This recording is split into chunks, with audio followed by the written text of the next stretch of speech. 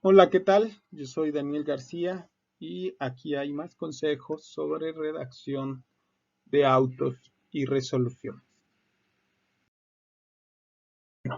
Como les mencionaba al inicio de la presentación, vamos a ir subiendo de lo más simple a lo más complejo. Ya vimos un poco de ortografía, vimos signos de puntuación. Ahora vamos a ver la oración, empezando por la oración simple. ¿Cuál es la oración simple? Pues la oración simple es un enunciado que transmite una idea completa y está constituida por sujeto y predicado. En el ejemplo, la parte demandada apeló el auto de erradicación. El sujeto es de quien se habla en la oración. Se puede identificar preguntando quién. El predicado es la acción que realiza el sujeto y su contexto. En la oración simple solamente hay un verbo y puede ir acompañado de sus complementos. Como ya les mencionaba, al momento de construir oraciones también podemos cometer algunos errores usando comas. La coma es uno de los signos de puntuación del que más abusamos, con el que cometemos más errores. Y específicamente al construir una oración simple, es incorrecto separar el sujeto y el predicado mediante coma.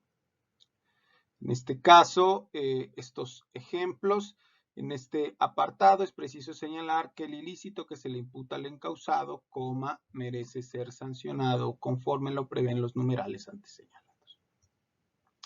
La defensa, coma, alegó que los argumentos serán infundados. La defensa, en este caso, es el sujeto. No debemos de separarlo con coma de su predicado. El día 20 de enero, coma, surtió efectos la notificación. En estos casos hay un uso incorrecto de la coma porque estamos separando el sujeto y el predicado.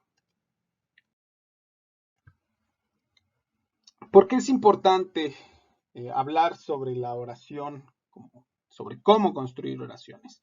Porque esto nos va a ayudar a crear textos más claros, más entendibles, más fáciles de leer, que sean menos cansados de revisar y de analizar.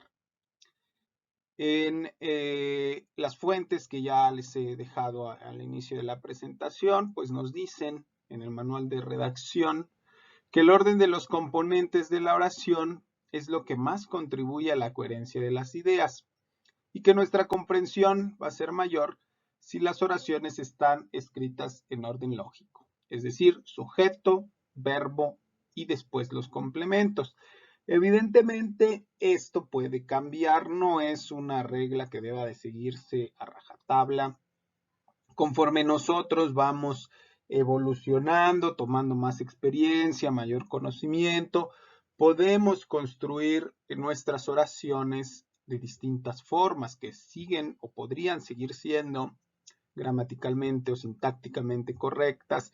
Sin embargo, es muy importante iniciar siguiendo este orden lógico porque muchas veces el variar el orden sin entender propiamente la función o la construcción que estamos haciendo como oración, pues da lugar a textos oscuros, textos que son difíciles de entender.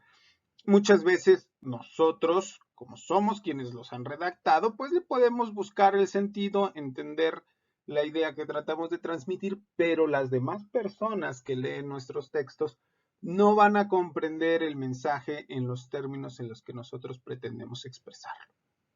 Entonces es muy importante iniciar con esta construcción, primero sujeto, después verbo y por último los complementos, y ya conforme podamos ganar experiencia y conocimiento y repasar las reglas de redacción, insisto, este no es propiamente un curso para enseñar las reglas de redacción, pero es importante tomar en cuenta eso, iniciar desde lo más sencillo para posteriormente poder complejizarlo atendiendo a nuestra experiencia y a nuestro estilo propio de redactar.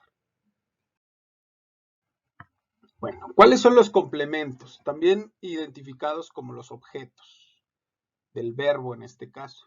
El primero de ellos es el complemento o el objeto directo, que señala sobre quién recae la acción del verbo.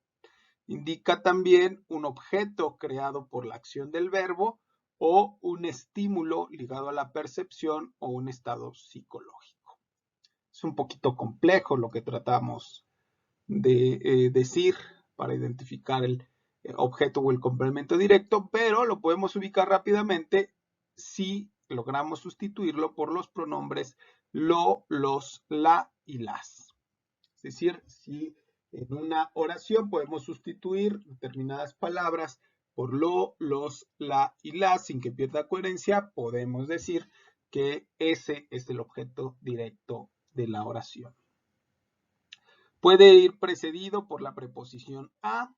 Usualmente, insisto, lo ideal es que está ubicado o esté ubicado después del verbo, aunque no necesariamente puede ser así. Además de que hay verbos transitivos que para tener coherencia o para poder entenderse, para tener sentido, deben de ir acompañados siempre por un complemento o un objeto directo. Aquí en el ejemplo, la parte demandada apeló el auto de radicación. La parte demandada es el sujeto, el verbo es apelar, o en este caso apeló, y el objeto directo, el auto de radicación. ¿Cómo podemos identificar? Aplicando el consejo que mencionaba en la diapositiva anterior, sustituimos el objeto directo por lo. La parte demandada lo apeló. Así ubicamos el complemento o el objeto directo de la oración. Otro de los complementos u objetos de la oración es el indirecto. Se refiere a quien recibe indirectamente la acción del verbo. En general sirve para designar al receptor, destinatario o beneficiario de una acción. Generalmente se encabeza por las preposiciones a, al o para y puede ser sustituido por le o les. Se puede ubicar preguntando a quién o para quién, aunque esta técnica, digamos, no es la más recomendable porque podemos confundirnos con el sujeto de la oración. En el ejemplo, el juez notificó el auto de radicación a las partes, el sujeto es el juez, el verbo es notificó y el objeto indirecto es a las partes. El objeto directo aquí será el auto de radicación.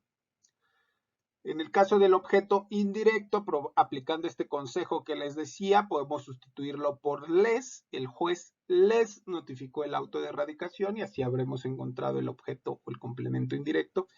Si tuviéramos, por el contrario, que ubicar el complemento o el objeto directo, podríamos sustituirlo por lo. El juez lo notificó a las partes y así podemos ubicar los complementos de la oración. Otros complementos u objetos del verbo son los circunstanciales, que dan información de tiempo, lugar o modo en el que se realiza la acción del verbo. Estos no pueden sustituirse por pronombres personales y sí pueden ocupar diferentes posiciones en la oración y son los más fáciles en general de cambiar, digamos, de sitio sin perder esa coherencia o esa claridad en la oración. Aquí un ejemplo con objeto o complemento circunstancial. La parte demandada apeló el auto de radicación en el término previsto por la ley. En el caso del sujeto es la parte demandada, el verbo apeló, el objeto directo, el auto de radicación y el objeto o complemento circunstancial en el término previsto por la ley. Como ya lo mencioné, no podemos modificar el objeto o el complemento circunstancial por alguna preposición o por algún pronombre. En cambio, el objeto directo, que en este caso es el auto de radicación, sí lo podemos modificar. En el ejemplo, la parte demandada lo apeló en el término previsto por la ley. De igual forma, podríamos decir, en el término previsto por la ley, la parte demandada apeló el auto de radicación, aunque ahí habría que agregar signos de puntuación. En este caso, entonces, es más sencillo seguir el orden lógico de la oración. La parte demandada apeló el auto de erradicación en el término previsto por la ley.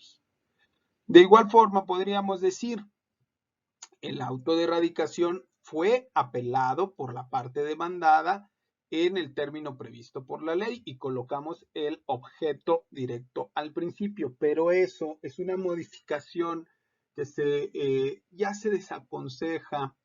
Es cierto que es muy propia del estilo judicial, pero ya es desaconsejada porque, en oraciones simples quizá no haya mayor problema, pero en general emplear esta llamada voz pasiva vuelve un poco más complicado de entender nuestro texto y se debe preferir entonces, insisto, el orden lógico de la oración. Hasta aquí lo que quería mencionar en cuanto a la oración simple. Insisto, es muy importante ubicar los componentes de nuestra oración simple porque a partir de ahí vamos a poder escribir de una forma más clara, más sencilla y sobre todo más entendible, no solamente para nosotros al momento de redactarlo, sino también para las personas que lo están leyendo, ya sea quien nos está revisando el acuerdo, nuestro secretario, nuestro proyectista, nuestro juez, el magistrado, las personas que lo revisan en segunda instancia o en amparo, sino también en general hacia los litigantes y hacia las personas a las que van o a las partes que intervienen en nuestro procedimiento. Entonces, muy importante ubicarlo no solo por una cuestión de cultura general o para parecer más inteligentes, sino realmente para que se traduzca en textos más entendibles. Bueno, muchas gracias por su atención.